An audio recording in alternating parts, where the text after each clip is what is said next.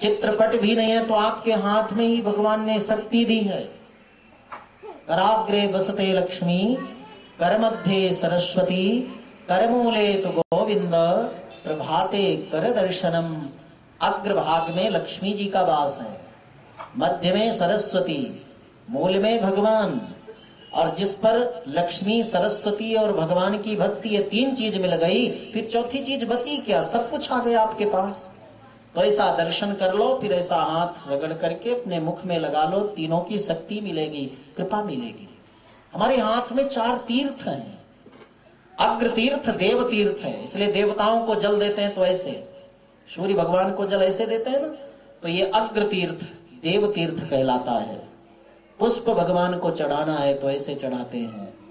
ये ऋषि तीर्थ है, ऋषियों को जब पुष्प जल देते हैं तो ऐसे नहीं देते, ऐसे देते हैं, ये ऋषि तीर्थ है। और ये पितृ तीर्थ है, पितरों को जल देते हैं तो ऐसे देते हैं। पिंडदान करते हैं तो यहां से करते हैं, पितरों का स्थान है, पितृ तीर्थ है।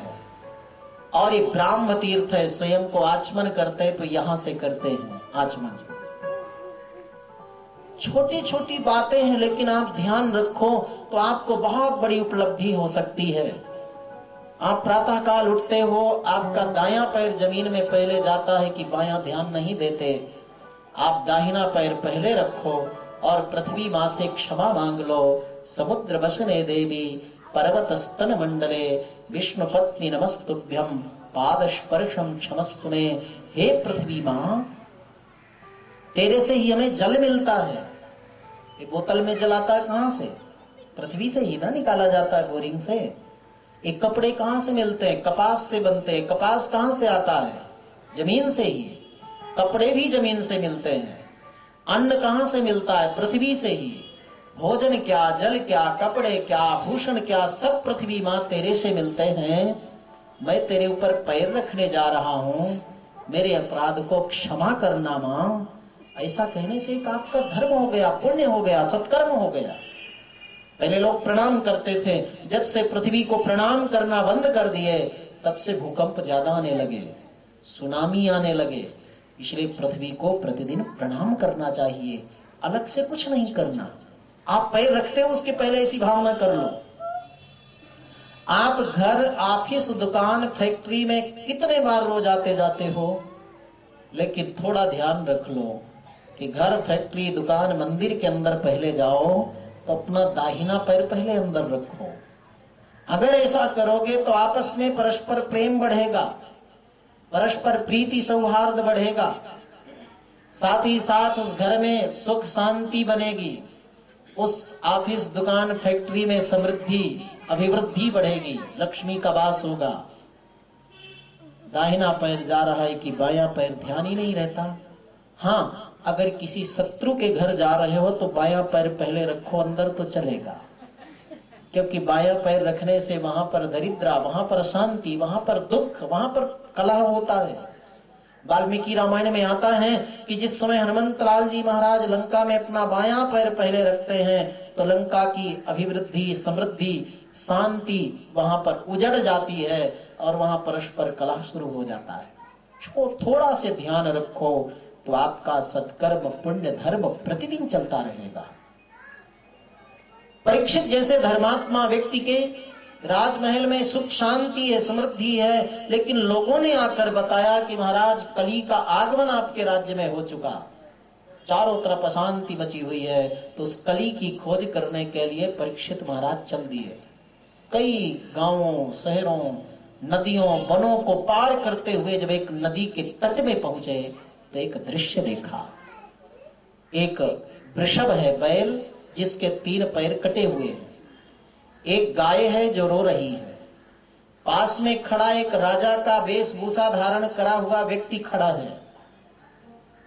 राजा परीक्षित उस बैल वृषभ के पास गए और पूछा, आपके 3 पैर किसने काटे हैं, आप मुझे बताओ, मैं उसको दंडित करूंगा। तो वृषभ कोई दूसरा नहीं, वो साक्षात धर्मराज थे। उन्होंने कहा, महाराज सुख दुख के बारे में तो कई बातें आती हैं। किसी को जीवन में सुख मिले या दुख मिले, उसका एक कारण नहीं होता है। जिन विद्वानों के पास जाओ उतनी प्रकार की बातें कहते हैं कि केचिद विकल्प वशन आहुरात्मानमात्मनः दैवमन्ये परे कर्म स्वभावम परे प्रभु। सांख्य दर्शन का ज्ञानी हो उसके पास जाएं तो क्या कहता है? न तुम्हें सुख है न तुम्हें दुख है, तुम तो आनंद रूप में हो। तो बोले नहीं नहीं, हमें तो दुख है, आप कहते हो आनंद रूप में है। बोले उस सुख दुख जो मन का कारण है उसको तुम अपने ऊपर आरोपित कर रहे हो। कैसे? जैसे सफेद स्फटिक मणि होती है, स्फटिक मणि बिल्कुल सफेद होती है, उस सफेद स्फटिक मणि के पास अगर आप गुलाब का पुष्प रख दो तो लाल दिखती है, जबकि मणि लाल नहीं है। उसी प्रकार हम अपने मन के सुख दुख को जब अपनी आत्मा में आरोपित कर लेते हैं तो हम भी दुखी लगते हैं, दुखी दिखते हैं। पुष्प को अलग कर दो, मणि शुद्ध दिखती है। मन के इन सुख दुख को अलग से अपनी आत्मा का चिंतन करो तो सुखी होते हो। उसी प्रकार से सुख दुख से आत्मा बिल्कुल परे है, जैसे लालिमा से मणि बिल्कुल परे है।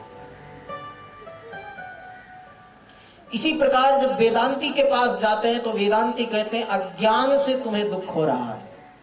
अगर तुम्हें ज्ञान हो जाए कि शुद्ध बुद्ध आनंद रूप में हूं तो आपको कभी दुख नहीं होगा। इसी प्रकार से ज्योतिषी के पास जाओ तो ज्योतिषी कहेंगे तुम्हारे नवग्रह में कोई ग्रह गड़बड़ाया है इसलिए दुखी हो। जिसके पास जाओ उतनी प्रकार की बातें। जब भक्त के पास जाओ तो भक्त कहता है तो जीवन का खेल है, यहाँ पर कभी सुख आता है कभी दुख आता है, कभी सुख आता है कभी दुख आता है। प्रत्येक व्यक्ति के जीवन में सुख दुख आता है। पूरे जीवन का सुख परमात्मा यदि 7 दिन में आपको दे दे तो सुख को आप नहीं भोग सकोगे। इतना अधिक सुख कि आपका हार्ट ब्रेन खराब हो जाएगा। और जब पूरे जीवन का दुख आपको 7 दिन में दे दे परमात्मा तो दुख को भी नहीं भोग सकते, नहीं सहन कर सकते, प्राण त्याग दोगे, आप अधीर हो जाओगे। इसलिए परमात्मा ने थोड़े दिन तक सुख दिया है जीवन में, फिर दुख दिया है, फिर सुख दिया है, फिर दुख दिया है। जब दुख रहता है तो सुख की आशा से व्यक्ति रहता है, और जब सुख आता है तो व्यक्ति संभल करके चलता है कि मेरे जीवन में दुख आया था फिर दुख आएगा, इसलिए सुख में गलत रास्ते को मत अपनाओ। इस प्रकार आशा पर आकाश टिका है, आशा पर ये धरती है, ऐसी आशा से अपना जीवन निर्वाह हो जाता है और अंतिम यात्रा तक हम पार हो जाते हैं। ये ज्ञान कहाँ से मिलेगा हो? ये ज्ञान भागवत कथा के सुनने से मिलेगा। कि आपको जीवन में अगर सुख चाहते हो तो सुख दुख कोई भी आवे, सुख में फूलो मती, दुख में तड़पो मती, नाम जाए प्राण जाए मगर नाम भूलो मती।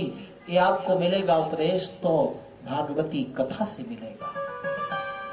दया, करुणा, तितिक्षा, सहनशीलता, ये कहां से मिलेगा आपको ज्ञान? भागवत से मिलेगा। घर में, परिवार में, व्यक्तिगत जीवन में कैसे रहना है आपको उपदेश मिलेगा भागवती कथा से।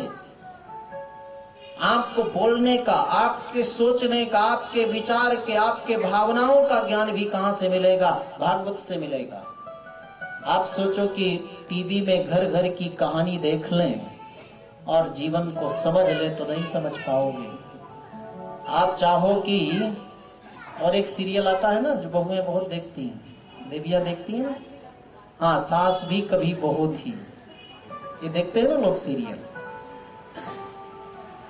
ये सीरियल से ज्ञान नहीं होता, ज्ञान तो भागवती कथा से होता है वो।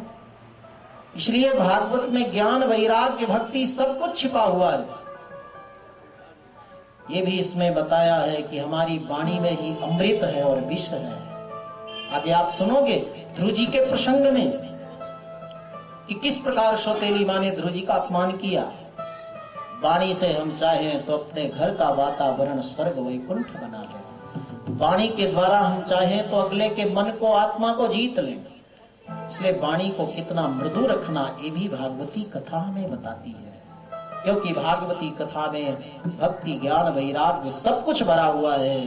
आओ